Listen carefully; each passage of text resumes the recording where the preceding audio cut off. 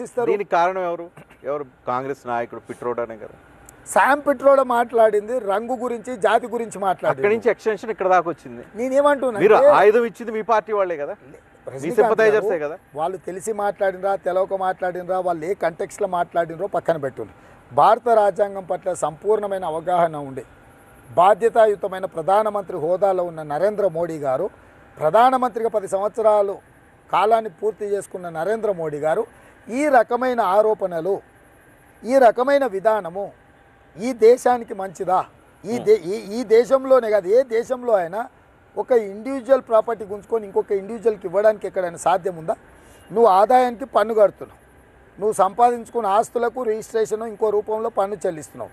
అంటే చట్టబద్ధంగా సంపాదించుకున్న ఆస్తులు ప్రభుత్వాలకు పన్ను చెల్లించి వ్యాపారాలు చేస్తున్నప్పుడు ప్రైవేటు వ్యక్తుల యొక్క ఆస్తులను గుంజుకొని పంచడానికి ఎక్కడైనా అవకాశం ఉందా? ఈ దేశ ప్రధానమంత్రి ఇట్లా తీవ్రమైన ఆరోపణలు చేస్తూ ఎన్నికల ఉపన్యాసాలు చెప్తున్నాడు. అంటే రాజ్యాంగాన్ని రద్దు చేయమన్న మాటను మనం ఎందుకు విశ్వసించాలి?